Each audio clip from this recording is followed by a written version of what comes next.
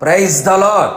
స్తుతి కీర్తనలను బట్టి పూజ్యనీయుడైన పునరుత్థానుడైన యేసుక్రీస్తు ప్రభుల వారి పరిశుద్ధ శుభనామములో మీకు అన్ని విషయములలో పునరుత్థానపు శుభము కలుగునుగాక. ఈ దినపు యేసయ్య జీవపు మాట. దినవృత్తాంతముల 2వ గ్రంథం 24వ అధ్యాయం 4వ వాక్య భాగము. యెహోవా మందిరమును బాగు చెయ్యవలెను.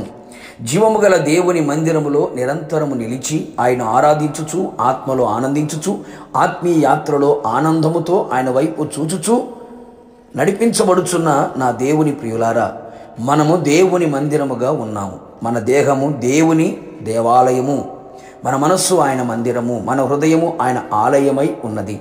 మనము విలువైన యేసయ్య కలువరి శిలువ రక్తంతో కడగబడి కొనబడిన వారమై ఉన్నాం. యెహోవా మందిరమును బాగు చెయ్యవలెను అనే తాత్పర్యము రాజుగారి మనసులో మెదిలాడెను. మన ఆత్మ ప్రాణ శరీరము ఆయనకు మందిరముగా ఉన్నది గనుక మన ఆత్మ ప్రాణ శరీరము బాగు చెయ్యబడాలి. ఏ ఏ విషయములలో చెడిపోయెనో, పాడైపోయెనో, భ్రష్టముగా మారినో తెలుసుకుని వారమై ఉండవలెను.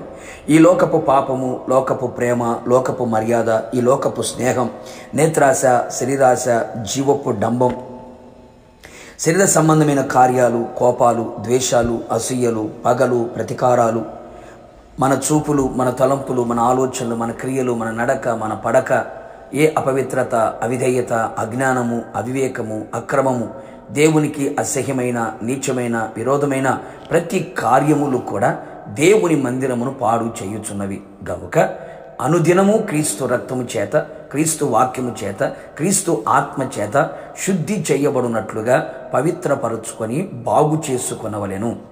ఆయన పరిశుద్ధ ఆలయములో ఉండే దేవుడు గనుక మన ఆలయము పరిశుద్ధముగా రూపాంతరము చెందవలెను. మందిరములో ప్రార్థన అనుభవాలు ఆగిపోయి ఉన్నాయేమో, మరల ప్రార్థన అనుభవాలు పునరుద్ధరించబడినట్లుగా ప్రార్థనా మందిరముగా మార్చబడేదము. ఆగిపోయిన దీపములన్నీ మరలా వెలిగించబడినట్లుగా వెలుగు సంబంధమైన వారిగా వెలుగు మందిరముగా నిలిచి ఉండేదము.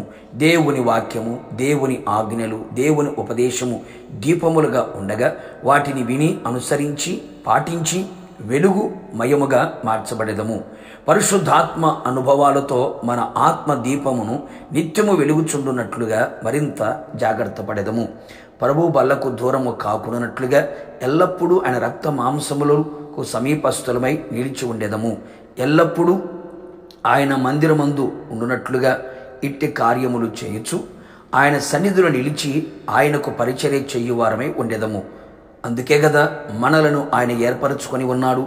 అపోస్తల సహవాసం, రొట్టె విరుచుట, ప్రార్థన, బోధలో ఎల్లప్పుడూ నిలిచి ఉండుదము. ఆయన మందిరములో సంపూర్ణులమై ఆయనను ఎదుర్కొనుటకు మధ్యాకాశములోకి కొనిపోబడి యుగయుగములు ఆయనతో కూడా నిలిచి ఉండేదము. ప్రార్థన. అత్యంత కృపగలిగిన మా ప్రియ పరలోకపు తండ్రి, నీ పరిశుద్ధమైన పాదములకి స్తుతి స్తోత్రములు చెల్లించుచు ఉన్నాం. మరొక మారు మీ పాద సన్నిధిలో మేము చేరి ఉన్నాం. మీ విలువైన రక్తము చేత మమ్మల్ని కొని మా దేహమును మీకు దేవాలయముగా, మందిరముగా మార్చుకున్నందుకై మిమ్మల్ని స్తుతించుచు ఉన్నాం.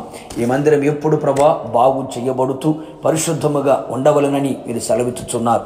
మీ రక్తము చేత, మీ వాక్యము చేత, మీ ఆత్మ చేత కడగబడిన వారమై ఉండునట్లుగా ప్రార్థన అనుభవాలు, వాక్యపు అనుభవాలు, ఆత్మ సంబంధమైన అనుభవాలలో మేము నడిపించబడుతూ మీ రాకడ కొరకు సిద్ధపడినట్లుగా కృప మెండుగా నిండుగా దయచేయమని, ఎల్లప్పుడూ ఈ మందిరములో, ఈ పరిశుద్ధ ఆలయములో మీరు ఉండునట్లుగా అట్టి కృపని మా అందరికీ దయచేసి నీ మహిమగల రాకడలో మిమ్మల్ని ఎదుర్కొనే కృపని దయచేయమని యేసు నామములో అడిగి పొందుకొని ఉన్నాము తండ్రి, ఆమేన్.